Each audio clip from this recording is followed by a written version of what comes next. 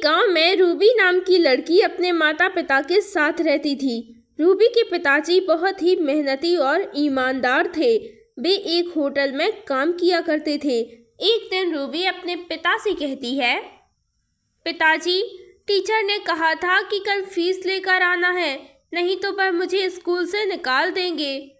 तुम चिंता मत करो बेटी, चाहे कुछ भी हो जाए मैं तुम्हारी फीस ले आऊँगा। तब रूबी के पिताजी होटल के मालिक से पैसे मांगते हैं। सेठ जी, मुझे 200 रुपये दे दीजिए, मुझे अपनी बेटी की स्कूल की फीस देनी है, नहीं तो वे उसे स्कूल से निकाल देंगे। मैंने क्या भंडारा खोल रखा है?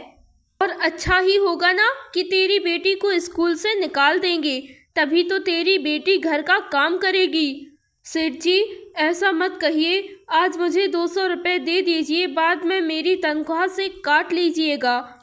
अच्छा ठीक है महेश, आज तुम रात भर ओवरटाइम काम करो, कल तुम्हें पैसे मिल जाएंगे।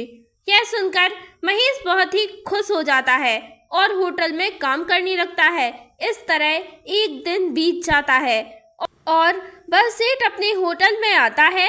अरे, मेरे गल्ले से पैसे चोरी हो गए, गल्ले में एक भी रुपया नहीं बचा, किसने की है मेरी चोरी?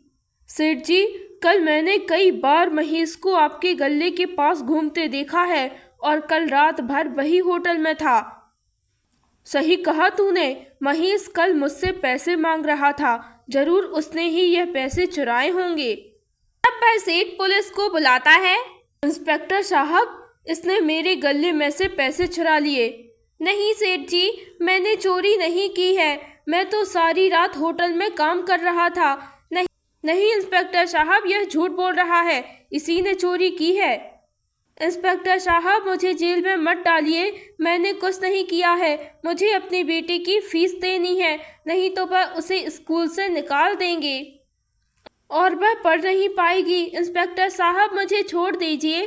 पर कोई भी उसकी बात नहीं मानता और उसे जेल में डाल दिया जाता है। यह सब देखकर मुन्ना बहुत ही खुश हो जाता है। यह तो बहुत अच्छा हुआ, आज मेरा बदला पूरा हो गया, मैंने इसको जेल में बंद करवा ही दिया और मुझे बहुत सारे पैसे भी मिल गए। जब यह बात रूबी और उसकी माँ को पता चलती है तो वह दोनों रोने लगते हैं। माँ, उन्होंने पिताजी को जेल में बंद क्यों कर दिया? पता नहीं बेटी, तुम्हारे पिताजी बिल्कुल निर्दोष हैं, अब तुम पढ़ नहीं पाओगी बेटी, और अब घर का खर्चा कैसे चलेगा? माँ, आप चिंता मत कीजिए, पिताजी जल्दी ही बाहर आ जाएंगे और तब तक हम कोई नया व्यापार कर लेंगे। पर बेटी, कौन सा व्यापार करेंगे? माँ, आपके हाथों के बने समोसे बहुत ही स्वादिष्ट होते हैं, हम गांव में समोसे बेचेंगे। तब यह सुझाव रूबी की माँ को बहुत ही पसंद आता है और वे अगले दिन से समोसे का ठेला लगा लेते हैं और आवाज़ देकर लोगों को बुलाते हैं। गरम गरम समोसे, ताज़े समोसे ले लो, सिर्फ 10 रुपए में। उसकी आवाज़ सुनकर लोग उसके ठेले पर आकर समोसे खाने लगते हैं और देखते ही देखते वहाँ लोगों की भीड़ लग जाती है। सभी ग्राहकों को समोसे बहुत ही स्वादिष्ट लगते हैं और शाम तक उनके सारे समोसे बिक जाते हैं। माँ, आज तो सारे समोसे बिक गए। हाँ बेटी, आज हमारा अच्छा मुनाफा हो गया है, अब तुम्हारी स्कूल की फीस भी जमा हो जाएगी। इस तरह वह रोज गांव में समोसे बेचते और शाम तक उनके सारे समोसे खत्म हो जाते। इस तरह काफ़ी दिन बीत जाते हैं और उनके समोसे पूरे शहर में मशहूर हो जाते हैं।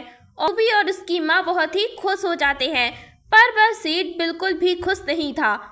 इनकी समोसे की वजह से मेरे होटल में अब कोई ग्राहक नहीं आता, अब इन्हें सबक सिखाना ही पड़ेगा। तब वह सेठ बाजार से 2 किलो मछली खरीद कर लाता है और मछली को समोसे में मिलाकर समोसे बना देता है और समोसों को छुपकर रूबी के घर में रख देता है और उनके बने हुए समोसे वहां से उठा लेता है। तो वह दोनों वही मछली वाले समोसे गांव में बेचने लगते हैं।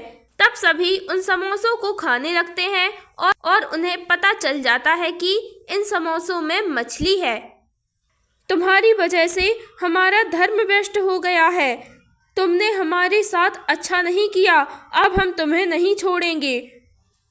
गांव वाले सभी गुस्से में आकर उनका ठेला तोड़ देते हैं और तभी वहां पर वह मछली वाला आता है और उन्हें सारी बात पता चल जाती है। यह समोसे तो मेरी दुकान के हैं। कल इस सेठ ने मेरी दुकान से 2 किलो मछली खरीदी थी। नहीं नहीं, मैंने मछली नहीं खरीदी। यह झूठ बोल रहा है। मैं तो शुद्ध शाकाहारी हूँ। अब झूठ क्यों बोल रहा है सेठ? चलो सभी इसके होटल में देखते हैं। जरूर इसने मछली वहां पर ही छुपाई होगी।